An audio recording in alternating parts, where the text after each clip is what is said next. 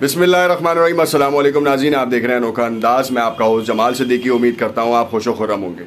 नाज़रीन कराम, इमरान खान ने कुछ खदशात का इजहार किया। उस खदशात के इजहार के हवाले से हम पहले ही आपको मुतला कर चुके थे और इस हवाले से आपको बताते चलें कि इस वक्त की जो सबसे बड़ी ब्रेकिंग न्यूज़ है कि जो वीडियो बनाई गई है इमरान खान ने, जिसका तस्करा किया है, उसने बहुत से सियासी इक़्तिदारों में जो हैं वो हलचलें मचा चुके हैं, क्योंकि ये जितनी भी पार्टीज़ थी उनके रहनुमा जो हैं वो इस वक्त ये सोच विचार में मसरूफ़ हैं कि ये क्या भुट्टो बनने की कोशिश की जा रही है या फिर कोई एक ऐसा लीडर बनने की कोशिश की जा रही है जो कि आवाम के दिलों पे और दिमागों पे, दोनों पे एक साथ राज करे। नाज़रीन कराम, आपको बताता चलूँ कि इस वक्त जो कंडीशन है ख़ास तौर पे इमरान खान के जलसों की, उसकी तादाद बढ़ती चली जा रही है। फैसलाबाद का जलसा होने वाला है और उससे कबल आपको बताऊं कि इस वक्त जो गढ़ कहलाए जाते थे शेर के या तीर के या फिर पतंग के, उन तमाम गढ़ों में जो है इमरान खान ने अपना बल्ला लहरा दिया है और उस बल्ले से बहुत सी लोगों की जम के पिटाई की है। कहानी को बहुत ज़्यादा कॉम्प्लिकेटेड ना बनाऊं और इसको तफसील से आपको बताऊं कि इस वक्त की जो सबसे बड़ी अपडेट है वो क्या है, इस हवाले से कि जिससे इस वक्त की हालिया हुकूमत परेशान है। पेट्रोल क्राइसिस हो या फिर कमोडिटी प्राइसेस हो या फिर जो मुल्क चलाने का जो नक्शा इमरान खान ने खींचा था उसको जांचने का अमल, ये बड़ा अहम और बड़ा बुनियादी सवाल था जिसका जवाब अब तक की हालिया हुकूमत को, जो चूचू का मुरब्बा है, उनको नहीं मिल पाया, जिसकी वजह से लंदन प्लान के ऊपर काम शुरू किया गया। आपने देखा कि सियालकोट के वाक़े के लिए किस तरीके से किस तरह के हरबात इस्तेमाल किए गए, मजहबी रंग देने की कोशिश की गई, मगर इन सब के पीछे क्या चीज़ें कारफरमा थी, इन तमाम चीज़ों को तफसील से डिस्कस करूँगा और आपको बताऊँगा कि मामलात किस नहज पे जा रहे हैं। नाज़रीन कराम, साथ नहीं छोड़ना है, वीडियो को आखिर तक देखिएगा। अगर जो नए हैं उनसे इल्तमास है कि चैनल को सब्सक्राइब एंड लाइक ज़रूर करें और शेयर ज़रूर करें। सबसे पहले शुरू करता हूँ सियालकोट के जलसे के हवाले से। सियालकोट का जलसा आपने देखा कि एक ग्राउंड में मुनक्किद हो रहा था, उसको जो है वो बाकायदा तौर पे इंतज़ामिया के थ्रू बाकायदा एक रिक्वेस्ट के ऊपर या कह लें कि दरख्वास्त, बाज़ाब्ता दरख्वास्त दी गई, उसके ऊपर वहाँ पर उन्होंने वहाँ से हटाया और उसकी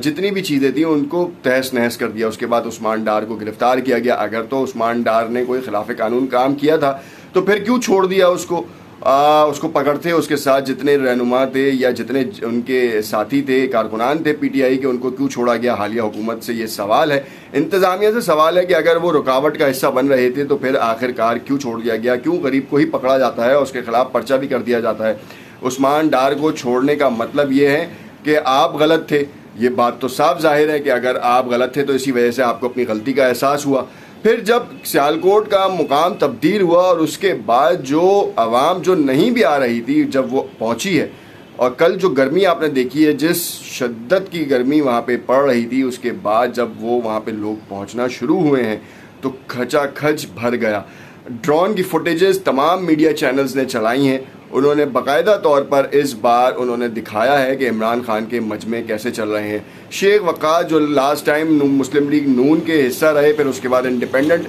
इलेक्शन में हिस्सा लिया, इंडिपेंडेंट आज़ाद सियासतदान की हैसियत से, उन्होंने बाकायदा कहा कि इमरान खान की मकबूलियत से हालिया हुकूमत परेशान है, साथ साथ हालिया हुकूमत के जो इत्तेहादी हैं वो भी परेशान हैं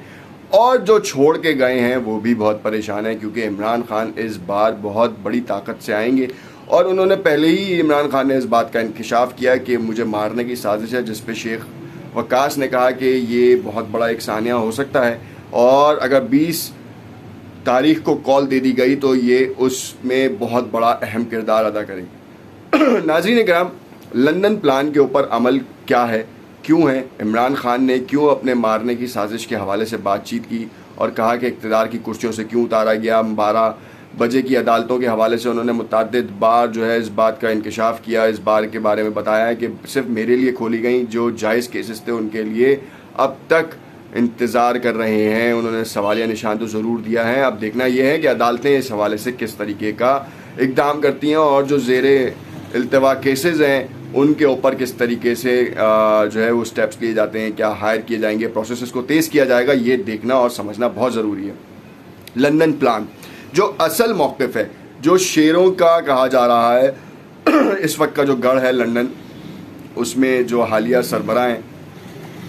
नवाज शरीफ माजरत इस वक्त मैं आपको बताता चलूं कि जो लंदन में नवाज़ शरीफ ने बाकायदा शहबाज शरीफ को बुलवाया और अर्ली इलेक्शंस के हवाले से बातचीत की गई, तो कहा यह जा रहा है कुछ ज़राए से कि शहबाज शरीफ हुकूमत से उतरने के लिए इस वक्त राज़ी नहीं है और हुकूमत को चलाने के लिए राज़ी है। और जबकि नवाज़ शरीफ ये चीज़ भांप चुके हैं कि इस वक्त हुकूमत का हिस्सा बने रहना उनकी सियासी मौत कहलाई जाएगी, क्योंकि जिस तरीके के माशी चैलेंजेस हैं, जो इमरान खान जिस तरीके से हुकूमत चला रहे थे, शौकत तरीन जिस तरीके से मईशत को संभाल रहे थे, और उनके रुफ़्क़ा जो पीटीआई के रुफ़्क़ा जिस अंदाज से मईशत को संभालने में अपना किरदार अदा कर रहे थे, जबकि जहांगीर तरीन ने अब उनका साथ छोड़ भी दिया था, उसको उस पूरे पैटर्न को समझने में जो है वो इस वक्त बेकार हैं, नाला हैं कि वो समझ क्यों नहीं आ रहा। इसहाक डार जो एक बहुत बड़े इकनॉमिक्स्ट हैं, वो उनको भी समझ में नहीं आ रहा कि इमरान खान मुल्क कैसे चला रहे थे और मुल्क में एनर्जी प्राइसेस के ऊपर सब्सिडी कैसे दे रहे थे, क्योंकि इनकी सब्सिडी देने के लिए इनके पास बजट नहीं है। उन्होंने कहा कि अभी इस वक्त 102 अरब रुपए की सब्सिडी है माहाना, अगर हम इसको साल पे कंपेयर करते हैं तो 1200 अरब रुपए की सब्सिडी बनती है, जबकि आपका टैक्स कलेक्शन का हजम ही 6800 अरब रुपए का है और इधर उधर से मिला के तकरीबन 7, साढ़े 7, 8,000 अरब रुपए तक बनता है, जिसमें से आपको हमने मुत्तादिद बार बताया कि 3,500 अरब तो सिर्फ सूबों को चले जाते हैं। अब एक खाम ख्याली ये भी है कि सूबे शायद कंट्रीब्यूट करें और 100 अरब रुपए का जो नुकसान है उसमें हर सूबा अपने अपने हिसाब से कोई 20 अरब, कोई 35 अरब, कोई 10 अरब करके जो है उस नुकसान को पूरा करे और एनर्जी क्राइसिस को फुलफ़िल करे। क्यों? क्योंकि इस वक्त हुकूमत जो चलाई जा रही है वो बहुत ही मुश्किल हालात में चलाई जा रही है, क्योंकि शहबाज शरीफ को हुकूमत लेते हुए ये बिल्कुल भी अंदाज़ा नहीं था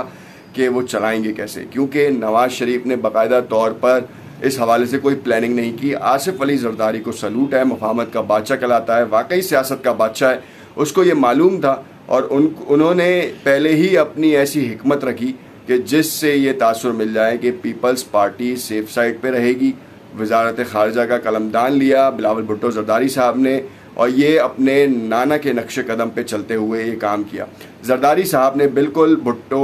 के नक्शे कदम पे चलते हुए बिलावल भुट्टो जरदारी को भी ये वजारत ख़ारजा की कुर्सी दी है और इसमें कोई शक नहीं कि नेक्स्ट टाइम में शायद बिलावल भुट्टो जरदारी पीएम के इलेक्शन के लिए सामने आए। और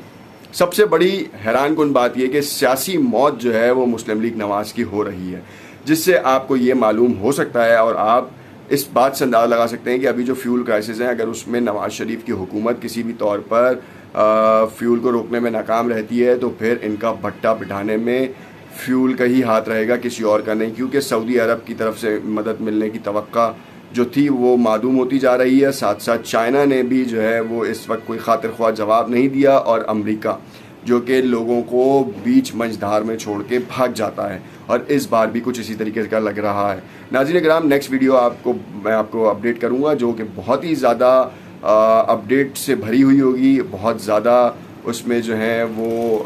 कॉन्स्पायरेसीज़ के हवाले से डिटेल्स हैं। देखना ना भूलिएगा, वीडियो को शेयर करें, कमेंट में अपनी राय से ज़रूर कहा कीजिएगा। शुक्रिया।